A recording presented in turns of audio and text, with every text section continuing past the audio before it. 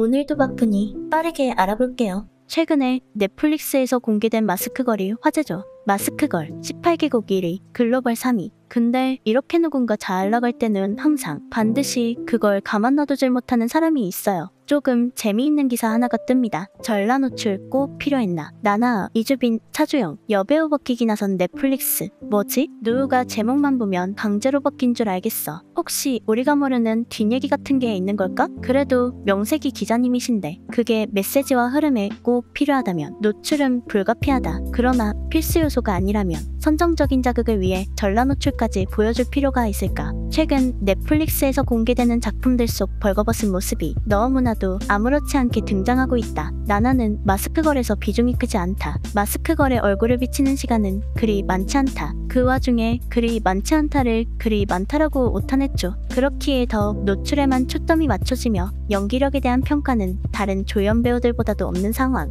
파격 변신을 감행했지만 노출만 남은 꼴이 됐다. 무슨 또 노출만 안 남아. 그니까 마스크걸에서 나나라는 여배우가 벗은 게 마음에 안 드나 본데 정말 나나가 노출만 남겼을까? 마스크걸 나나 연기력 만개 장르퀸으로 완벽 변신. 나나는 김모미가 새의 인생을 살며 느끼는 만족감부터 살인을 하고 수감돼 겪는 고통까지 극과 극의 모습을 안정적으로 연기했다. 특히 분노, 광기, 좌절 등 다채로운 감정 변화를 표정과 눈빛만으로 표현했다. 거침없는 액션, 숨죽이는 오열 등 격한 연기를 완벽하게 소화해 극의 흡인력을 높였다. 이렇게 연기력에 관한 기사도 호평이고 마스크걸 감독 나나 전라 노출 직접 소화. 연기 잘해서 감탄. 전라 노출 장면은 나나가 직접 연기했나? 맞다. 나나 배우가 직접 연기한 장면이다. 생각도 못했는데 배우들의 얼연에 감탄한 장면이 있나? 나나가 흑백신에서 누군가 싸우고 난 뒤 피투성이 얼굴로 씩 웃는 장면이 있다. 실제 대본에는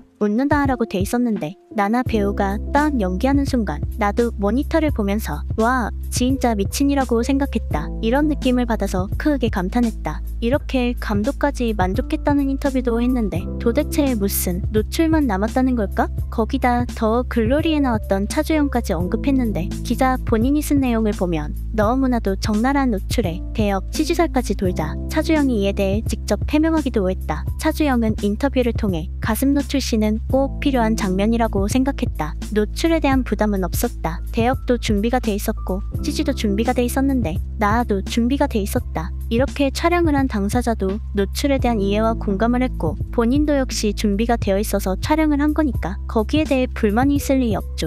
오히려 차주연은 글로리를 기점으로 배우로서의 주가도 엄청나게 펑튀기 됐잖아.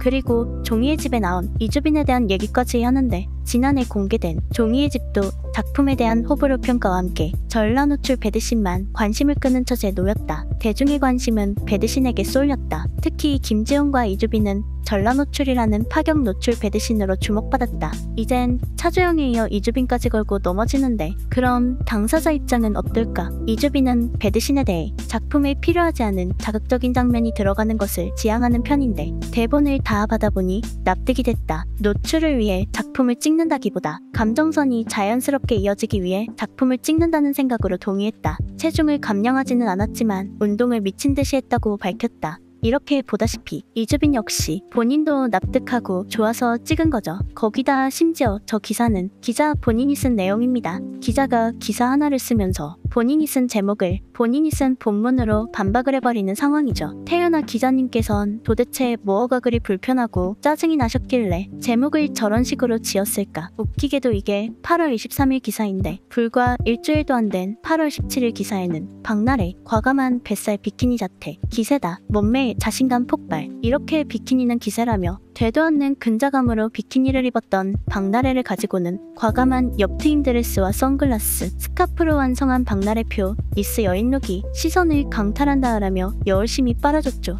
박나래가 벗은 거랑 차주영이나 이주빈이 벗은 거랑 도대체 어떤 차이 때문에 기사 분위기가 이렇게나 차이 나는 걸까? 나는 알 것 같은데 아마 기자님 본인도 알고 계실 거라 생각합니다. 혹시 예쁘고 안 예쁘고의 차이라고? 아니야? 그럼 박나래도 예쁘다고? 그럼 너 박나래 닮았... 그리고 혹시나 몰라 태연아 기자님의 과거 기사를 찾아보니 이런 것도 있어요.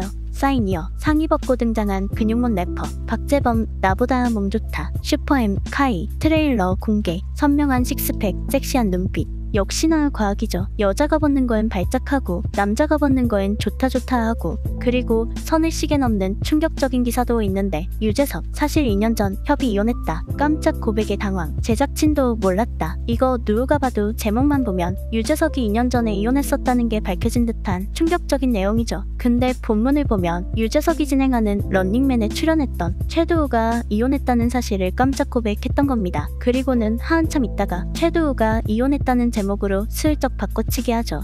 이거 완전 제목으로 낚시질하는 기레기란 소리를 들어도 할 말이 없겠는데.